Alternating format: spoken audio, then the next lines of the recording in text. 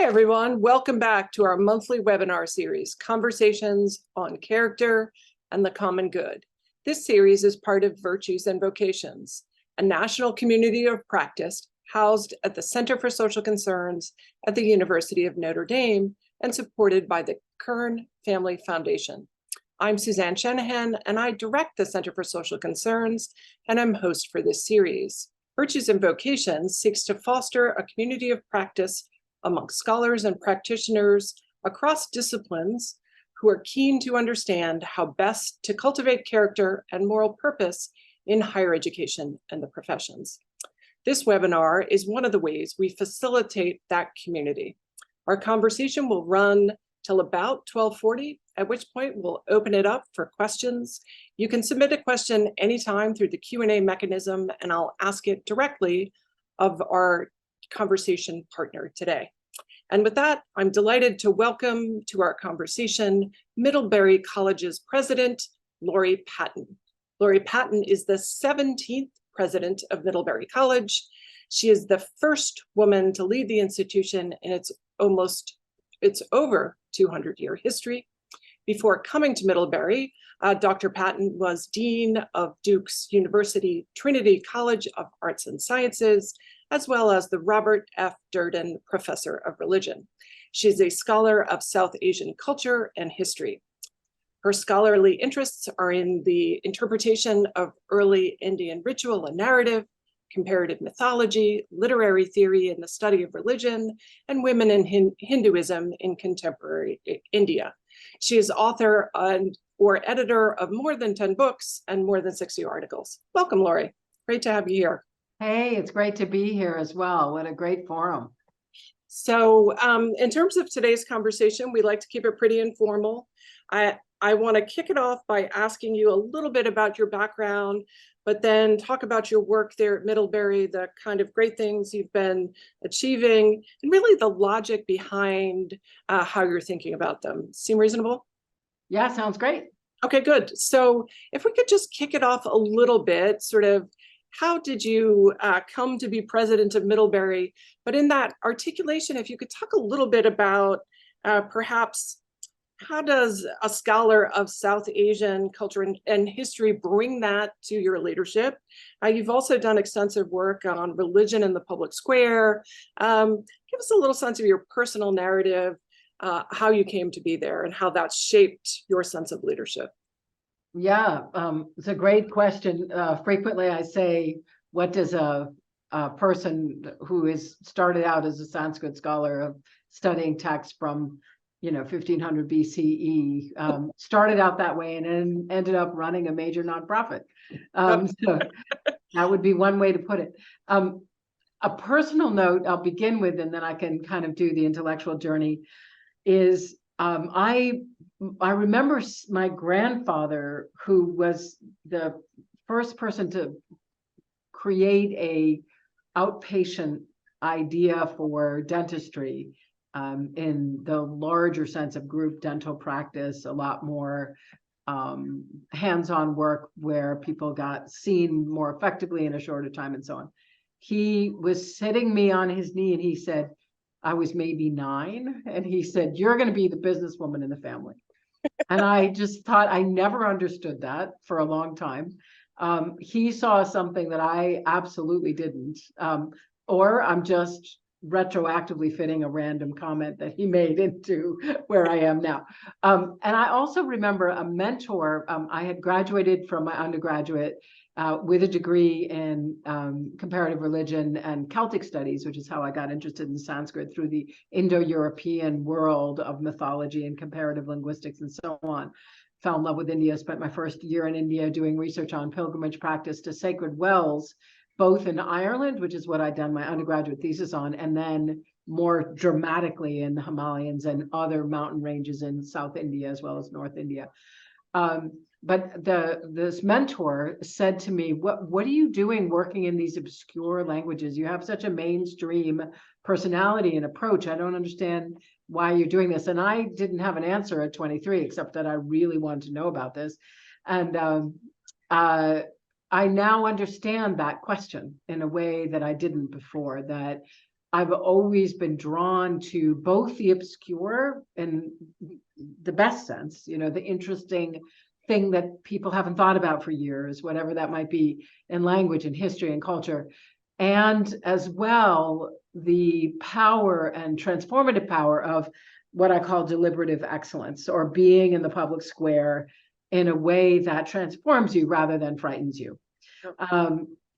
When I train my graduate students, I ask, what is your question? What is the one question you'll never know the answer to, and you'll never get tired of asking? I also ask this a lot of undergrads.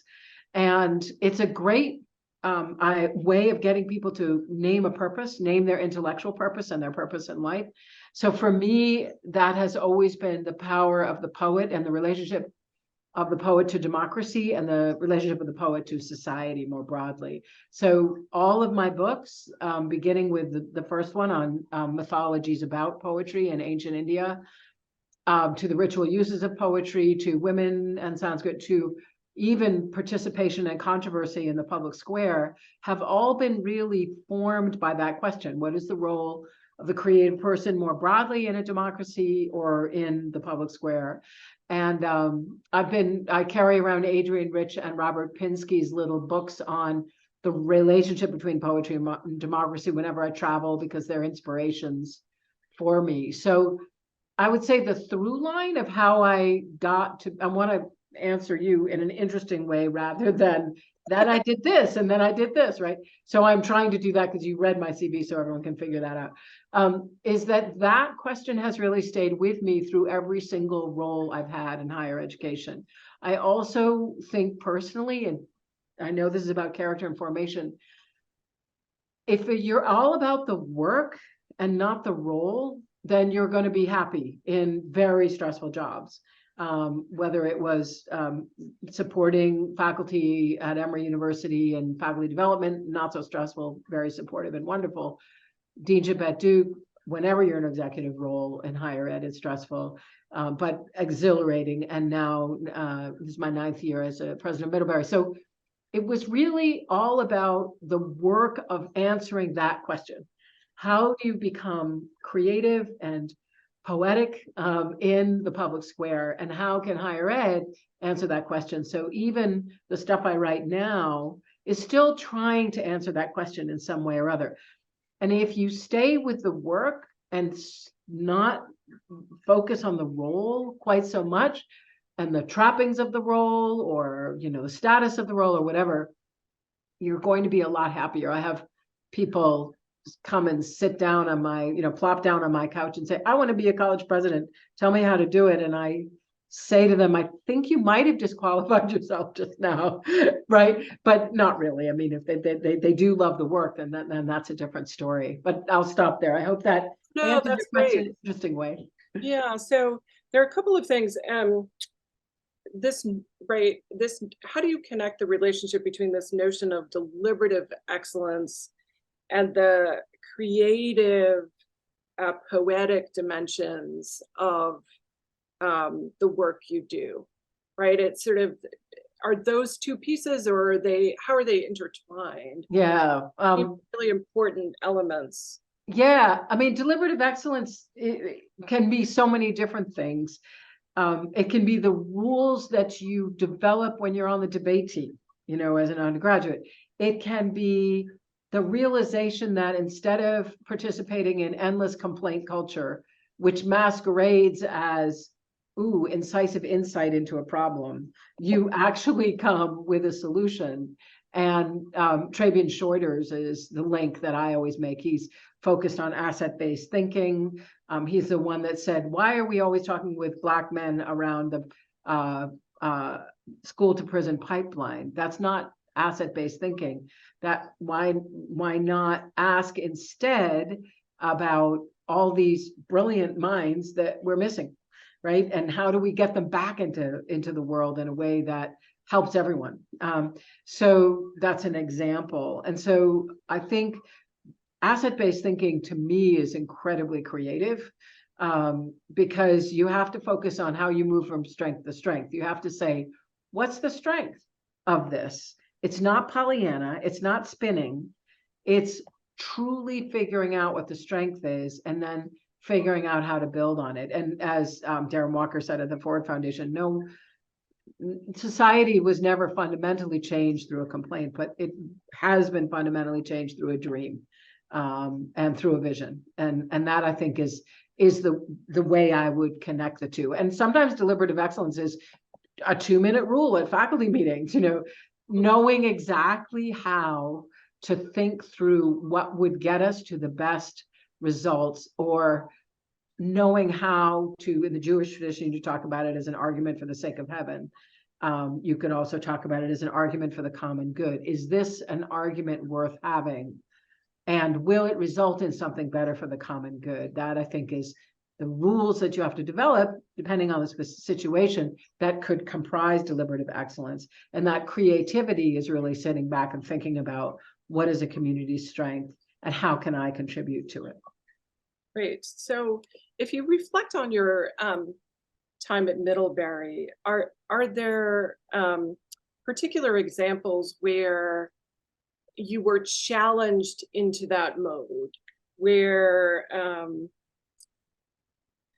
that whether it was sort of the day-to-day of being a president that has lots and lots of demands that are perhaps more banal in day-to-day existence, or colleagues who are challenging you to engage a different way, and how you brought this to the table? And I'm kind of bracketing some of the more transformative things you've done at Middlebury. So maybe a more pedestrian example of how you were able to do this. Yeah. I do want to address many of the transformational things you've done. Right. So thank you. It's very insightful, partly because, we know each other from the past. You may remember the one thing, you have to know yourself really well in these jobs. You have to know what pushes your buttons. You have to know when you yourself fail at deliberative excellence. And for me, everyday pettiness, I don't do well with it at all. And I have to remember several things. One is what feels petty to me may be a very big deal to the person that's coming to me with a concern. And the second is that there are frequently small issues that carry big things related to it. The number one kind of rule of thumb, if you have to work with surprises every day, is the thing that you think is going to go well, that you don't pay attention to, is always the thing that blows up. Oh, I'm great with that. And then that's the appointment where something hits you.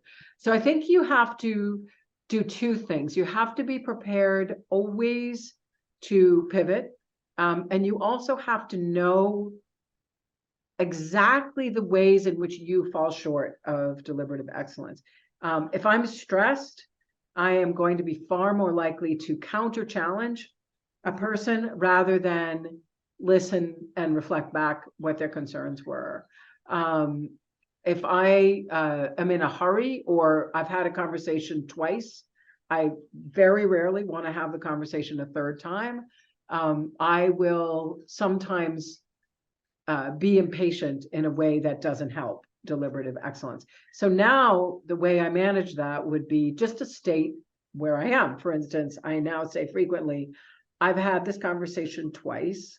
I don't think we've learned anything. Is there a new way that we can have this conversation that helps us get to a different outcome for both of us, which will probably be a compromise, whatever it might be. So I'll literally state the explicit principle. Another thing that I will do, it's not a matter of being in any way backing down or departing from principle, back to this question of character formation. One of the things that I would say, particularly people come to me with long histories of how they've been aggrieved or the institution hasn't treated them well, I will say, so what's the statute of limitations? And they look confused, and I say, but what's the statute of limitations on long-term resentment? Just tell me what is it 5 years? Is it 10 years? And people look a little surprised. Most of the time they laugh. And I said, at some point, we will do everything we can to address the underlying structural issue, but there's also some letting go that is part and parcel of institutional life. that I think is really hard for people, especially now in a polarized world. And so finding a way to directly name it and maintain the relationship is a way I find of continuing to develop deliberative excellence. So those are some of the more quotidian examples. I don't know if that's what No, you were thinking sure. of. Yeah, Yeah. absolutely. So I've heard you talk about Middlebury values of integrity, rigor, connectedness, curiosity, and openness. And I'm wondering a couple things. Would you say these are values that you had walking into this community? Are these publicly stated values? Yeah. Are these things that you deduced or induced? Right. How did they come to be, and how do they relate to your values? Yeah, it's such a great question. So we have community standards, every university or college does, and we're thrilled about those. And a lot of those are overlap, respect for persons, being careful about one's environment, and so on. Those are student-based. And we realized that we didn't have a whole set of rules for the entire or not rules, but images or values stated for the entire community. Or if we did, they were in very long paragraphs that nobody read, right? They were somewhere on the website. And, we still labor sometimes under the illusion that if you put it on the website, millions of people are reading it. Sometimes if you put it on the website, it becomes more obscure than if it's in the library or on a poster, right? So it's findable, but you have to depend on people wanting to find it, right? So the thing that we did was as my senior leadership team, we had a whole retreat where we narrowed down, and we had like a whole list, and then we narrowed it down to another list, and then we moved, and we came upon those as, if those 5 things were present, would you recognize a Middlebury person? And they all said, yes, absolutely. So I took that and ran with it, and I use it in almost every speech I give. I welcome new employees this morning and use those 5 values. And I challenge myself every week to come up with the examples of those virtues this week. And it's not hard to do. And there was you will appreciate this, having recently moved from the East Coast to the Midwest. My formative years in my PhD was at the University of Chicago, so I think about this all the time. A friend of mine who was initially a consultant for a new website came and said, I said yes to Middlebury instantly. I said, why? He said, well, I got my degree from Indiana University. I love Bloomington. I loved everything about it.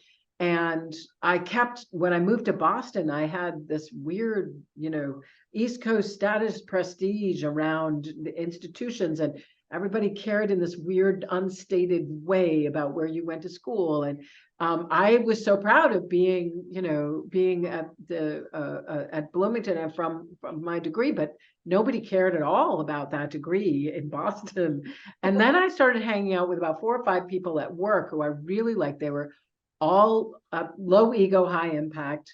They were all about the work. They were very open and friendly. They reminded me of sort of a Midwestern way of being. And we were all hanging out after dinner at drinks one night, and I asked them where they all gone to college, and they all, except one of them, had gone to Middlebury. And so I said, oh, that's like a way of being. So I think that recognition has been incredibly important. That being said, I don't know if you know of Howard Gardner's work on whether administrative vision ever really translates. And I felt like saying, Howard, you don't have to spend 3 years on a consultant saying, I know the answer to that. It's never, right? It's not really, because it's the administration and, our fundamental incentives in our various sectors in higher ed may or may not embrace those values, especially if faculty see their role as critique or seeing underneath to find the issues, the structural flaws, et cetera.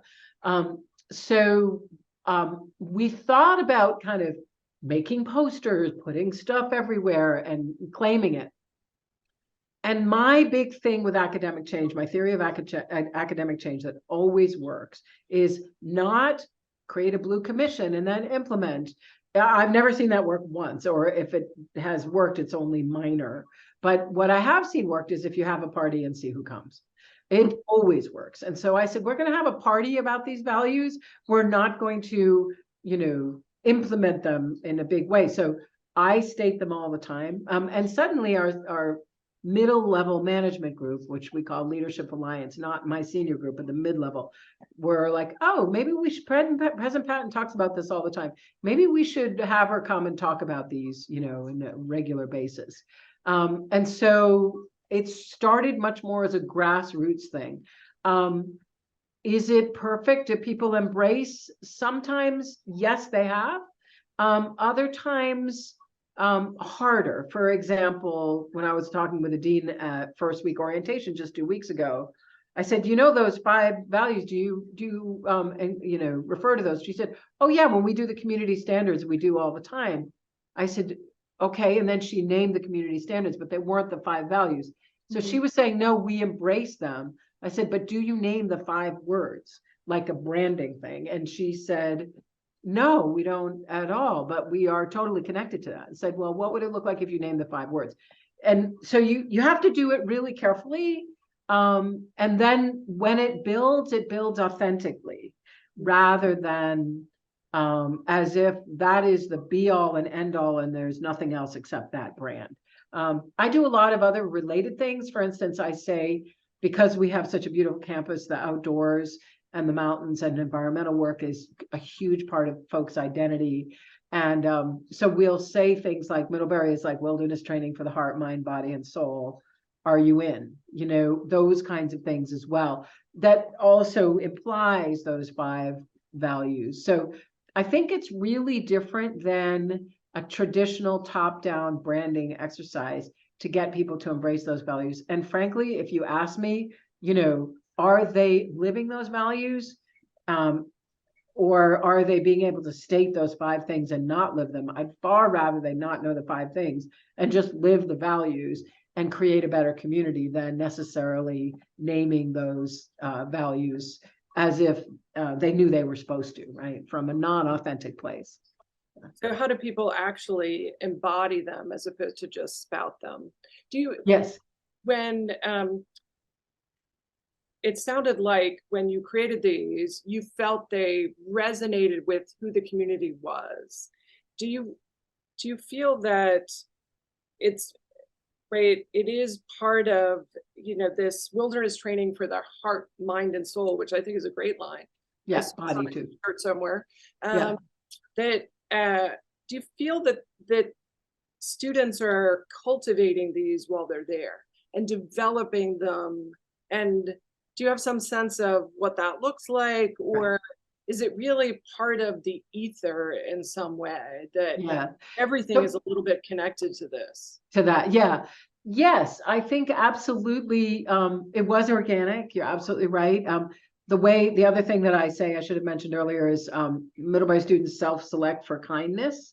So that's also really good. So there is a way in which they create on their own that kind of community. And yes, I saw it already. There is that openness, there is that curiosity. There is a downside to that though too, which is I remember when I came from Duke, and Duke was a very ambitious place, always will be. It's what it's made out of. And I used the word ambition in a couple of contexts, and people went, they felt a little uncomfortable about it. And I said, why don't we use the word aspiration instead? And they were, that was great. They could do aspiration. Because ambition I grew up in New England, I sort of know this. We're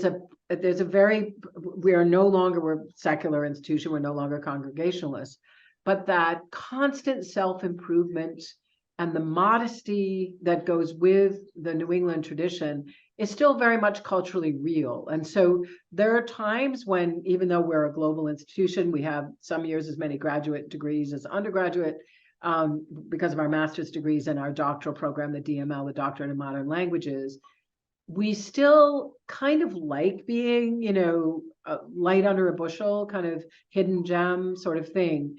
And so we try sometimes too hard to be so modest that we don't celebrate some of the things that we need to. I've had my advisory board, which is different than the board of trustees, just great fellow travelers who are great donors of time, talent, and treasure, whichever, to Middlebury.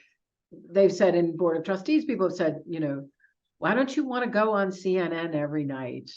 And I said, because my credibility would go down. Middlebury's known for low ego, high impact work, and we want to sort of keep it that way.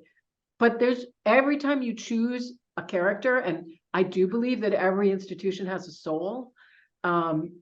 Duke definitely had a soul. Bard had a soul where I worked for many years.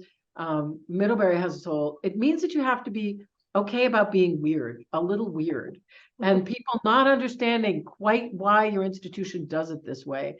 And I think for Middlebury, it's part of that New England ethos that's also outdoorsy and egalitarian, and Vermont, it's connected to Vermont in all sorts of ways. So I would say there are times when I love the fact that we are always naturally that. There are other times when I think choosing that and naming that can mean that our message is not as loud as other universities. Like if you think about global, we are one of the most globally engaged institutions in the country. We have 37 sites abroad, and for us, we have our Institute for Public Policy and International Studies in Monterey. We have our language schools. We're known for the rigor of the language pledge, where you don't if you don't speak the language from the day you get there, and you speak English even once, you get a warning. Twice, you get a severe warning. Third time, you're out, right? So there's a lot of rigor and good work there. But are we going to be NYU? No, we built all of our global connections through relationships, and we like it that way. So that's the kind of interesting price you pay. Sounds too dramatic, but there's always a downside to whatever quirkiness you choose. And I think that's good for any leader to know as they develop that brand. And also to know you really do have to be quirky in some way, because every institution of liberal arts and sciences is going to say the same thing about certain kinds of values. So you need to name other things to show that you are in some ways unique, and you are going to be self-selecting students who choose to go there. So this is, I really appreciate you describing the sense of humility, for lack of a better term, of Middlebury, and the contrast to an environment like Duke, where like the slogan outrageous ambition, right, boundless ambition. Yeah, sort of a very different kind of ethos in the community. I'd also say this sort of, I have heard what's happened at Middlebury referred to as this quiet transformation. And I do think there are a number of things that are extraordinary about Middlebury. Having had students who participated in the language programs as undergraduates, but also going on to graduate work there, I had a great sense of the global reach that Middlebury has, and of the extraordinary liberal arts and sciences education. But since your arrival, you have done a number of things that are really transformative. One, in the space of diversity, another one in terms of your commitments to divesting from fossil fuels, commitment to the energy, to the environment more generally, but also thinking back to the sort of early controversy in the wake of the 2016 election. You had a free speech issue on campus, which we're seeing all over campuses nationally, a real flashpoint. You had it much earlier than it seems many others, and have come to a way of dealing with that I think is really exemplary. Maybe we could start there, and you could talk about some of this quiet transformation that you are not shouting from the rooftops, but which I think offers really great examples of value-driven change in a community. Yeah, thank you for that. That's great. So yes, one of the things that we realized after our free speech incident was that we had assumed a lot of things around the capacity for free expression, the way people felt in classrooms, the way we wanted to be together as a community, that because of the 2016 election, no matter what area, or no matter what entry point you came in from to that, we could no longer assume. And we realized, and I think this is important in any case, is it's really good for an institution always to look under the hood, no matter what, every 5 or 10 years on major issues. Now, climate change will be one of them, but freedom of expression and freedom of inquiry, 2 different things, but deeply related, really important. And we decided that I think there were 3 things that really helped us get to the other side. And, the key thing, again, with modesty in the best sense is we don't want to shout it from the rooftops, because every time I read about something, I go there, but for the grace, right? Like you don't know what's going to happen. You could put everything in place. And I remember in the wake of our controversy, there were people writing about, well, here's what we have in place, so it would never happen at Middlebury. And I kept thinking, we had every single one of those things in place, there is no guarantee. But what we decided, there were 3 different things. One is the power of the pause, meaning stop, reflect. What happened at Hamlin last year, there was no pause. And because of the pressure, you're human, to get out there and to say stuff is incredibly real. You are operating under a public square that has never existed before in terms of its intensity, its pressure through, of course, social media.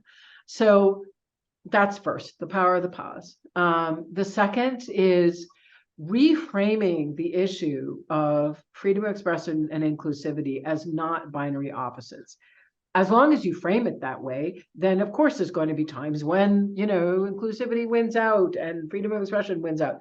But we decided that that wasn't a helpful way to frame it at all, but rather thinking about being responsible for our own conflicts, that a number 1 degree of training in citizenship for democracy in the 21st century is learning to have the tools to manage conflicts.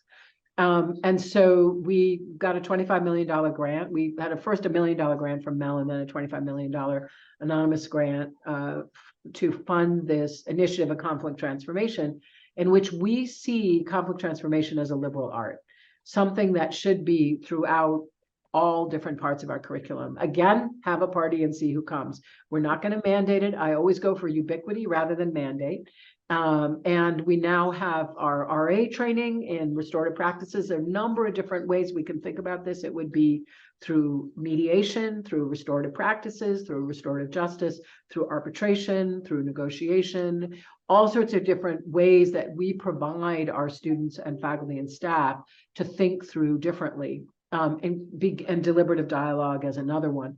So we first started to train our faculty in deliberative dialogue methods, and then and coping with diversity in the classroom, diversity point of view, and so on. And then we began, when we got this big grant, to inculcate it in high school curricula through our Breadlow School of English, in undergraduate and experiential learning in our undergraduate and our graduate programs, and in our global. So now we have in almost all of our 37 global sites abroad, some experience that students can take advantage of in learning indigenous, culturally appropriate ways of thinking about conflict. So it's an incredibly exciting thing. But the second thing is to give people the tools. And, my heart sings when the student says, I'm no longer afraid to speak up in class because I have the tools now. It's not that, and by the way, there's never been a time when a student was afraid to speak up in class.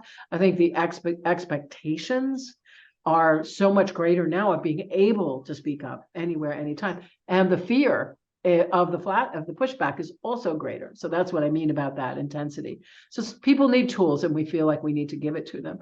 And the third is making democracy concrete, right? We have on our board for our conflict transformation, thinking about all the different ways in which democracy is localized. And what does that mean for you as a student? What does that mean for how you think about citizenship? And so those 3 things switch the frame from an endless, and you're never going to get out of that loop of free expression versus inclusivity. But if you switch the frame, which is a classic move in conflict transformation to begin with, you are able to see those 3 things as ways of building free expression on campus, because you're not bombing people over the head with it. We're like, here are some life tools. Here's how you analyze conflict. Here's how you walk through it. And so that's how we move forward. It wasn't easy. It was hard. There were times when people say, oh, you know, that's Laurie's pet project. People do that a lot. And then suddenly when there was 25 million, it became a community thing and people are, you know, jumping in, and that's also really helpful. I think deliberative excellence is something that you cultivate slowly over time in those spaces. I think with energy, what we did there really was a model in terms of deliberative dialogue. Our energy plan, Energy 2028, is 4 different things. It's divestment from fossil fuels over time so that our endowment isn't hurt. It is 20% reduction in energy usage, 25% reduction in energy usage. By 2028, we're well on our way to doing this. We will be 100% fueled by renewable fuels. We became carbon neutral in 2016. And so we built a biodigester, which is, we affectionately call cow power, which directly creates through food waste and cow waste and renewable gas that goes straight into, we pipe it directly from a farm just nearby. We've just about to finish and open the world's the state's largest solar field. The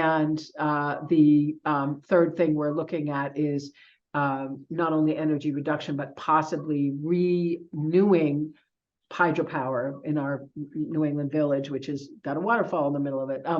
So that was an old, really important piece of power. That's the thing we're proudest of and created a lot of excitement in students. And the other is integration into the curriculum. So that piece of energy, first of all, I never in a million years as a Sanskritist would have thought, my CFO and I were laughing about this, that we'd be on the cover of Waste Management magazine. Like, yay, I now get to be the darling of the waste management people, right? But it's, you know, that's exactly what's fun about this job. But we were stuck. We had trustees who were digging their heels in, and we had students who were digging their heels in, and we had leadership shift. My CFO, who is brilliant, I said, lock the trustees and the students in for a summer with each other to figure out a way forward. Because there are 6 different ways you can do this. And we used a lot of conflict transformation techniques to do exploring options rather than doing positions and so on. And by the end, when the trustees had got this proposal, it was not, they wanted, you know, divestment now. I said, divestment's much bigger. There's a lot more things engaged in it, like energy usage, like renewables and so on. Let's make it bigger. They listened. The trustees were thinking about this proposal and they kept demonstrating. And I work with students a lot, and I finally got a little impatient. I said, don't demonstrate anymore. The trustees have heard you. They're considering your proposal. We're almost there. And I said, what you should really be doing, that you're kind of getting in your own way. You should be writing them thank you notes, not demonstrating. So Middlebury students being Middlebury students, the next day when the board was about to vote on the whole thing, not one piece of it, there was a big sack of 100 thank you notes. And, you know, right by the board thing. And of course, trustees' hearts are going to melt. You know, thank you so much for considering this and taking me for coffee or whatever it was. And so it worked. And we are a case study in nonprofit leadership at Harvard Business School, which was deeply satisfying for me as a leader because I am a collaborative person. And I had folks, particularly who are used to a different style of leadership, saying, you know, don't be so collaborative, you know, you got to keep moving. And we would not have done it had I not been true to my own style of leadership and building coalitions and getting this done. So that was another example of, back to your earlier conversation about deliberative excellence, where we stayed true to each other, even though we were completely stuck, and found a way forward. And that's that connectedness that Middlebury trustees and students really wanted to talk to each other and stayed connected, that made a difference. So those are 2 examples. A third, you know, I'll just touch on briefly, but it's big, is the board has been incredibly supportive. We were about, I'd say 11% Pell Grant and about maybe 13% first gen. We are now between 17 and 21% any given year Pell Grant, and sometimes up to 25% first gen. And we've gone from about 30% financial aid to average of about 50% on financial aid, with the average grant being about $60,000. So we are no longer that, kind of high income. Yes, we do have 50% on high income. That's real. However, we've really shifted in a very short amount of time, and that's been incredible. The board and I really trust each other and challenge each other a lot, and that I think has made a difference. And I remember when I was doing a piece for someone, and they said it couldn't be 38%, 40% diversity of students, American students of color. Was that a typo? It was a reporter. And I said, no, that wasn't a typo. Maybe you're thinking of the old Middlebury. And he said, I'm so embarrassed. You're absolutely right. So he thought there was a missing one, maybe 14 or something. So I think it's hard for people to get used to that. It's hard for people to kind of move into that new space, but it's really wonderful that when class is in session, we're one of the most diverse cities, towns in Vermont. And the key challenge that we continue to work on is supporting students when they're here. And that is all about helping them be in a place where it wasn't built for them. You can see it in the architecture. So shifting the architecture, creating public art. We're just about to have a Clifford Symposium on the first African-American graduate from an institution of higher ed, Alexander Twilight, who passed for white, but he graduated in 1823. Very complex story, but he's our ancestor. Let's claim that and think about ourselves in these new ways. Those are some answers to some of those initiatives, and all of it has been have a party and see who comes. If we had tried to do it as a mandate, it would have been incredibly hard to do. But people want to play when you see that there's initial success. Right. I want to circle back to something you said really as you were opening, and you were talking about how you encourage students, whether undergraduates or graduates or young scholars, to have a question that animates them, worry about the work, not the job, if you will. How is this translating into how Middlebury is engaging with students on campus, right? So like any elite college, I'm sure this crisis of purpose, Middlebury is not immune, No. Especially amongst COVID students who are coming out of sort of an unfathomable time, wondering toward what end? How do we find meaning in our existence? Are there particular approaches you personally or Middlebury is engaging in that space? Yeah. The way I would describe our students post-COVID are more awkward and more mature, which is a weird combination, but it's what we see. We see some of the social skills, excuse me, that are part and parcel of what you get in a high school time with lots of face-to-face interaction and so on. Not so much there. Sometimes there are class dynamics that professors are like, wow, this feels really high school. And they have to do that kind of work that they didn't think they would have to do. There are also things like one of our German professors was talking about teaching, being so used, everyone's so used to Zoom that when they got back together, when you ask a question in a language, there's usually a right or wrong answer. Maybe there are different ways to address the question grammatically, but usually when you ask a question, people don't know the answer. They'll look, at the book, or they'll look down or something. And she said they don't do that anymore. They just keep looking at you because they're used to the screen. They're just like this. So there are things like that we have to rethink and reshape. But people are even seeing a difference between last year's class and this year's class. They've had one more year of in-person high school, and that has made a difference even within 1 year in terms of those kinds of post-COVID habits or learning deficit, social learning deficit. I think more broadly, though, that question of purpose and meaning for us is really linked to, do you have the tools to create meaning, right? So we have 4 forms of literacy that we think Middlebury is uniquely poised to give people. Data literacy, it should be as ubiquitous as writing. Environmental literacy, conflict transformation literacy, and relatedly, but a 4th one is cross-cultural literacy. And those are things that I think once you have those tools, you will be able to create meaning in new ways. And I have shifted in my own language. Finding your passion, started as a cliche in 2000, early 2000, and now it's really a cliche. So our graduation speaker last year, Ayanna Johnson, who's a activist, she started the Blue New Deal as well as the Green New Deal. She said, I'm not going to tell any of you to follow your passion. What I am going to say to you in this world is find a problem, find a need, and affix your passion to it, which I think is so much better in terms of creating meaning and purpose, because the world needs you. I used her quote and then said to our undergraduates in convocation just last week, the number one question you should be asking is, how does the world need me? Because the world needs you. There's no question about it. But how does the world need you is the question that will give you a sense of purpose and meaning, as well as a sense of where your talents can best fit in the world. We don't have the luxury anymore of, hey, maybe I'll be part of the public square, maybe I won't. No, you got to, in order for democracy to survive. Hey, maybe I will address the environment. That's a cool career. No, it has to be everyone, all hands on deck.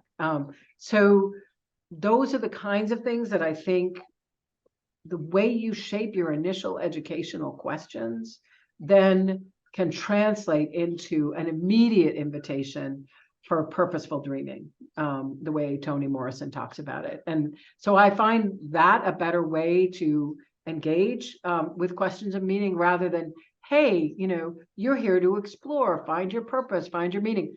All of that is great, and all of that is absolutely true, but it doesn't get at the urgency of why a sense of purpose needs to be part and parcel of everything that our undergraduates do.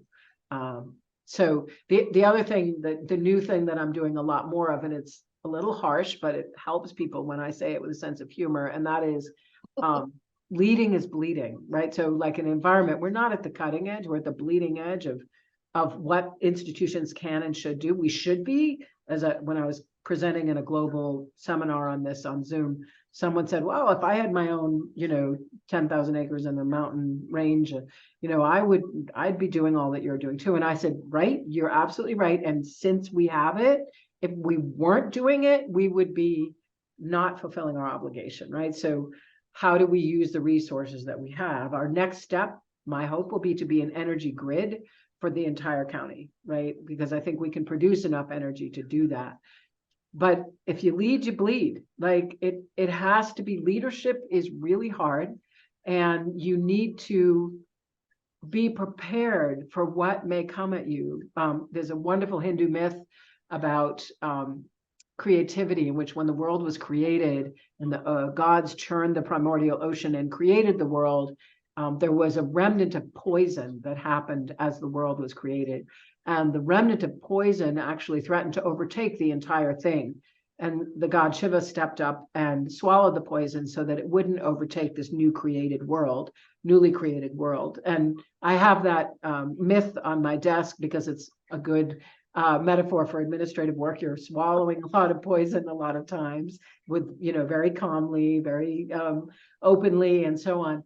But it's also a great example of what it means to lead, that any creative process, especially a public one, especially a social one, will have some, if there isn't a poison remnant, if there isn't pushback, then you're not really doing change. And so accepting that, and accepting that that's part and parcel of that creative process, is incredibly important for all students, I think. That's great.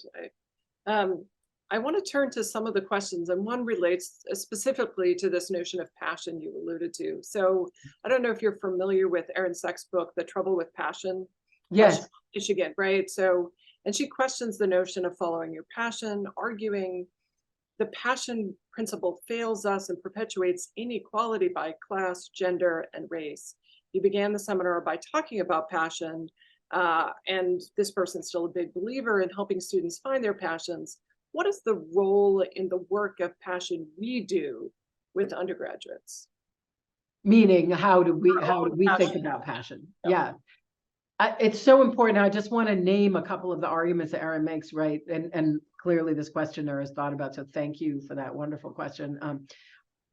that to even think about a passion, right, can be understood as a function of privilege. I don't think it's always true, but it's often true. And one of the things that many educators are thinking about in a number of different contexts is students who say, you know, my number one obligation is to support my family, even when I'm in school, right? And we have many of those students. We have our Posse school, which works with the Posse Foundation we have 3 different Posses. We're one of the oldest connectors with Posse. And I frequently have our Posse students, many of whom come from inner city environments, over when they graduate. And I ask them at dinner, I say, how have you changed and what are you proudest of? And one of the students said, I'm proudest of my parents. And I thought, what an incredible statement, because they didn't know any of this stuff, right? And he was sending money back to help with his parents the whole time he was in college. And he knew that his number one role, the meaning in his life, was to have a job that would help them economically. And so that's a different understanding of meaning that isn't about following your passion. It's about a different, it's not just vocational training either. It's not just careerism. It's how do you think about your role as an educated person in relationship to your family? And some of that could be economic, right? So it's a very interesting way to reshape those questions. Louis Manat talks about it in the New Yorker article, which I speak about in the Courage piece that you alluded to earlier, where there are 3 different kinds of liberal arts education. One is transformative learning on a journey. The second, that you get those skills that stay with you. Second is getting a job. Third is changing social status. I add courage to that 4th one for all the reasons that we've been talking about. But I do think that reshaping even those 3 things in different ways is important today. So yeah, passion doesn't work for students like that, except if you say, do you have a passion for giving back to your community and remaining connected to your community? Of course, they would say yes. Right. But so that would be, I think it's really important just to name some of those arguments in Erin's book. And also, in terms of our own work, we're seeing a lot of burnout for student affairs professionals, for faculty who feel like they're being asked to do so many more things. I think a couple things. What we found at Middlebury, faculty felt like they were, as all faculty have in COVID, so overwhelmed with all the extras that they've had to do that they've lost touch with why they teach. And they've also lost touch with basic forms of community. And so finding ways to do really simple things to remind people of that, I think is incredibly important. So pedagogical reflection in groups, there is nothing to replace that. People reconnect with why they do what they do, the human element of what they do, that really matters. I think it's far less turfy than discussions about research, even though research is incredible and many students, many professors at large universities have that. But most people that I know, when they were able to translate their research into the classroom, that's when things light up. So pedagogical reflection, a way of keeping that passion and or purpose, I think is a better term, because fashion's now been so commodified everywhere. Purpose, I think, is slightly under the radar still for being commodified in the larger world. It hasn't become a perfume yet, I don't think. When it becomes a perfume, you know that the word is no longer to be used. And then the second thing I would say is what we've started here at Middlebury is called Operation Paper Cut, informally, which is finding ways to stop the everyday paper cuts if you can, and do things like have tea with 10 faculty members where there is no agenda, period. Simple, nothing, just hang out and be together. And it's incredible what happens in those spaces. So remove as many of the obstacles through really hardcore reflection on better business processes. We are so bespoke sometimes at Middlebury that we bespoke ourselves into huge inefficiencies, and really being rigorous about that. How can you be uber efficient to support the deeply inefficient business of education, and it should always remain inefficient to be truly transformative, in my view. And then that third is just finding simple times to be together with zero agenda. Those are the three things that we have found that help with that loss. And they're very simple, but when you practice them on a regular basis, it tends to work. That's great. Thank you. Sort of a pivot in this question. You discussed some of the more artistic side of the work you do. Have you considered teaching about leadership through the use of poetry? So a leadership class where you're only reading poetry. Yeah. What a wonderful thing. So I have an allergy to certain kinds of cliches, even though they're really important things for presidents to do. One is when a president retires, they write a book about you can't make this stuff up experiences, and then they get annoyed that no one reads it. I'm not going to be doing that, right? There are lots of things that you could write about that are awesome and interesting and instructive, but that I think is not something I want to do. And the other is presidents do leadership seminars all the time. I actually love doing those kinds of seminars. I teach a class every semester, and so always one class, and I love doing it. I always teach the stuff that's already in my head, so it's not a huge new preparation. I'm teaching anthropology of religion right now. So a lot of the stuff that comes out, I frequently like to do things sideways. So suddenly a leadership intuition comes up in an anthropology of religion class. That I think is helpful. However, I have said to a couple people, okay, I really should not I have open office hours, I have lunch with students all the time, but I haven't done that leadership seminar because I have this perverse aversion to things that presidents always do. But I think it would be incredibly helpful to do on any number of levels. So, this wonderful questioner has just given me a good idea, which is how to think about it through poetry. You could do it in some really interesting ways. You could do it through political poetry. You could do it through essays of poets. All of that, as well as poetry about the emergence of the self. An example of what you could do in that space, I frequently talk about the new criteria for leadership are not just decisiveness, top down, speediness, et cetera, which tend to be sort of earlier models, but rather accessibility and vision. And those are different kinds of ways of carrying authority than the old model. And I think that poetry could get at some of those new ways of carrying authority that other essays and leadership may not. So thank you for that suggestion. I will take it up, and it might be a new way of doing an old thing that presidents always do. Right. So we still have quite a few questions, but by way of wrap up, we always ask a question.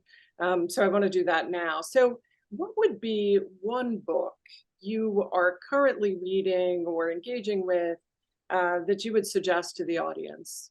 Oh, interesting. Well, this is the fun part. If you give an actual honest answer, it's always a little quirky. So the book I'm actually reading with my husband is The Sullivanians, which is a book about a Upper West Side psychological cult, for better or worse, that lasted for 20 or 30 years. My husband and I read books together, sort of a chapter a week, and have a little mini seminar.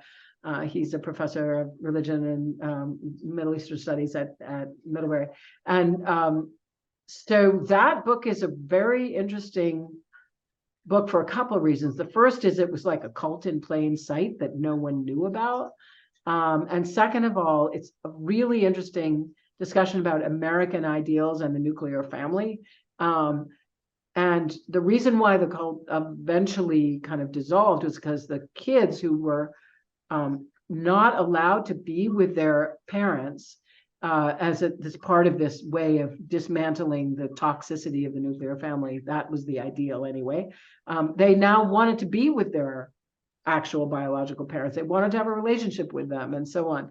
So my husband and I read a lot of books about American culture, and we found this one really interesting for both the idea of the experiment and what didn't go well in the experiment over time, and what it says about both the creativity and the poison remnant that in this case did overtake that creativity.